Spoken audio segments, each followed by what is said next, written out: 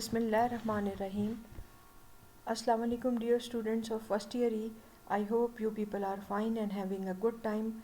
I am your teacher Saima Tanoli with the 15th lecture for civics, and today we will be continuing with the chapter number 3, the state. Please open your book on page number 50. We have the historical or the evolution theory of the origin of state, and this is the last theory of the origin of state. It is the most accepted theory of the origin of state, as amongst different theories advanced by the political thinkers, this is the most accepted one, and it is easily accepted. It is not possible to fix a precise date that could be called state's date of birth. We can say that it is very difficult to go exactly for a date that when the state originated. State grew with time. State was not made, nor did it come into being as a result of an abrupt action or a sudden process. It actually grew, and the process of its growth was spread over a long period of time. Just like the way we have this theory about the origin of the world, that is a Big Bang theory, which is believed that through a Big Bang world came into being. This is not the case in state. It is actually grew with time, and it is not a sudden process, rather it is a evolutionary process. State grew from simple to complex. That is, state had a very meager start. It originated in a family, then out of a very crude and simple institution of the primitive man, it grew and developed into its modern and complex structures. So we can say meager start is a very small kind of beginning of this state, having a simple family, or then we have this clans and towns and then cities, and ultimately it turned into big states. So it is something which grew from simple to complex. It grew from many sources. That is, it has not evolved from a particular single source, but has evolved from various sources, slowly and gradually, silently and imperceptibly. That is, imperceptibly means not plain. That is, silently and very slowly it turned into this state, and it has many sources that it originated from different things, as we have studied the different theories of the origin of state. State is a natural institution. Now, what does it mean? That human race, by virtue of its social nature, was bound to establish group life. State is nothing but group life organized. That is, man is a social animal, and he cannot survive alone, live alone, so he need to have this association, this grouping. So this is something which comes out naturally. Now, evolution of the state followed a spontaneous and logical course. Now, what that will be? That is, at times it was forced to change its course by deliberate action of some person or a group of persons. That is, sometimes there was a change in the evolution of the state by different people. We can say that, like dictators, they took over certain areas, started ruling them, so they had their own way of governing. That is spontaneous, and sometimes it is logical also. Factors responsible for the evolution of state का evolution कैसे हुआ? What are the factors that contributed to the evolution of the state? And they are numerous. The most important of them are, we have kinship. Kinship is your relation with other people, that makes it a state, that makes it a we can say kingdom for you. Kingship again is your relationship with your relatives, There are family, whether it was patriarchal or matriarchal, was the first cohesive social group established by man. A small family unit possessed almost all the attributes which were later ascribed to the state. Family was a state in miniature. It had a small human population within a limited boundary. The family unit exhibited a system of law. Elders of the family were the law enforcing agency or the government. Family, with the passage of time, grew into a family or families or the tribe, then the tribe into a family or tribes or the clan. Clans grew into towns and cities, then cities and township into a state. So, this is what we can say kinship is when we are in a group living together, having relations, and making a family for ourselves, making a state for ourselves. That is kinship. But it is also said that in kingship, जो बादशाहत होती है, there is no kinship, उसमें कोई relations नहीं होते. Whosoever is in power and authority, he will be ruling. Next factor responsible for the evolution of state is religion and magic. The Holy Quran tells us that the first settler of this globe were true believers in the unity of Allah, that is the Tawheed. From this, we can infer that sense of oneness on the basis of a common faith is an inherent characteristics of human race. Human race में जो एक believe about oneness of Allah hai, that is something inherent which we have through our observation and experience felt. With the passage of time, people lost the right path and took to idol worship, magic and ancestor worship. Ancestor worship होती है जिसमें specially लोग अपने बड़े जो गुज़र गए होते हैं उनकी पिक्चर्स लगा के उन पे दुआएं कर रहे होते हैं, उनको वर्शिप कर रहे होते हैं. The people who worshipped same gods and practiced the same rituals developed a deep sense of cohesion and unity. In most of these cases, these gods were their family elders. So this was through this magic and this religion, people started having their own kind of theories of the state.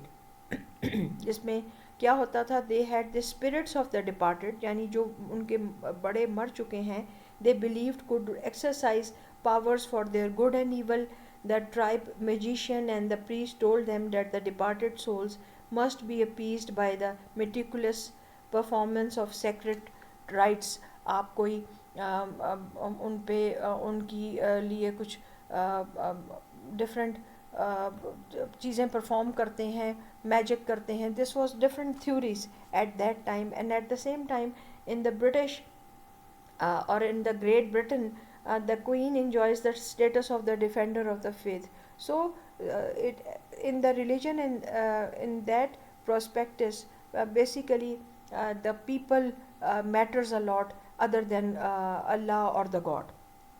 Then we have property and ownership, and that is in the beginning of the human settlement on the earth, commodities were so abundant and their user to so little in number that the question of ownership did not arise. शुरू में लोगों में चीज़ें बहुत ज़्यादा थी. They were in we can say in abundance, बहुत ज़्यादा होना, and people were less. There was no point of mine and thine. People were not sharing this kind of theory or concept.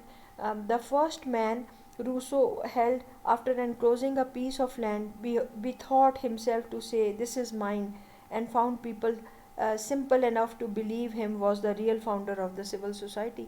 So it is what which is said by Rousseau, that people, after acquiring a piece of land and then cultivating different things on it and making it his settlement or his place of living, he started comparing it as his place, and he said this is what he believed in, that it is the civil society. Then we have another angle also, that is through property, that the arts of agriculture and metallurgy were discovered, and in the application of them men had need for another's aid. And again there was this concept of mine and दाइन लोग काम करना शुरू हो गए, अपनी उन्होंने settlements कर ली, क्योंकि previously what we know that people were nomads, they were moving from one place to another, not living in a permanent settlement. But by the time they settled themselves, then they had this urge for believing that this thing belongs to me, ये मेरी है और ये आपकी है. Next is the political consciousness. Political consciousness is again, first we have when this property and ownership, जिसमें लोगों ने अपनी स्टेट्स, अपनी सिविल सोसाइटी बनानी शुरू की, तो ऑटोमेटिकली ये एक और शक्ल देते गए ओरिजिन ऑफ स्टेट के लिए. पॉलिटिकल कॉन्शियसनेस जो है, that is the elements of the origin of state, and changes brought about by these elements took decades, that is more than 100 years and 10 years and centuries, that is decade is 10 years and centuries are 100 years before they could produce tangible results. Hence they remained almost imperceptible. But some social scientists speak about another factor which they believe brought about an abrupt change in the history of civil society, and this was a social contract. वही social contract theory के ज़रिए लोगों ने अपनी अपनी states, अपनी अपनी जगहों, रियासतें जो हैं उनको मेंटेन करना शुरू कर दिया. And this is what it happened. Truth of the matter is that state could not have acquired the status of the most essential and the most effective of all human associations without a deliberate human effort to establish some sort of political authority. Automatically, when we are making a state, we need to have some administration, कोई इंतज़ामिया हो, कोई head हो, political authority हो, only then we can have this state authority. So with this we have come to an end of this historical theory or the evolution theory of the state, in which we have studied about its evolution and the factors responsible. Now coming to the next topic, that is the state and government, how it is effective and how it is linked. State is an association and government is its agency. That is, though we believe that terms state and government are widely misused, man in the street generally understands them in one and the same sense. यही समझा जाता है कि state और government एक ही चीज़ है, यानी रियासत और हुकूमत एक ही चीज़ को समझा जाता है. But for the student of civics, it is important that they must differentiate and are able to differentiate between these two. Uh, McLever has defined state as an association which acts through law, and this law is promulgated by government. Promulgated means announced by the government. From this definition, we infer that state is an association and government is its agency. Then we have another thing, that is when we talk about a state, it is state is a whole and government is a part. यानी आप जब देखें तो आपकी जो complete wholeness में है वो आपकी स्टेट है, और स्टेट के जो ऑर्गन हैं, 4 ऑर्गन्स ऑफ द स्टेट, उसमें एक आपका आ जाता है government, which is the law enforcing agency of the state. Now state consists of 4 elements which we have studied, that is population, territory, government and sovereignty. Government thus is only one of the 4 elements of the state, or thus it is a part of the state. State consists of magnitude of people, whereas government consists of few people. अगर आप दूसरी तरह से देखें तो state is an association of enormous magnitude and significance. It includes all the people who live within its boundaries, all the associations these people form, and all the territory that comes under its jurisdiction. Government is no doubt the most vital of all the association operating within the state, but it is just a part, and it is comprised of very few small number of people as compared to the state. When we talk about the state, that consists of a magnitude of whole sum of many people with different associations and departments. मगर जब हम government की बात करते हैं तो government में we have the chosen and the selected lot, that is the people, as a few people जो इसमें आ जाते हैं.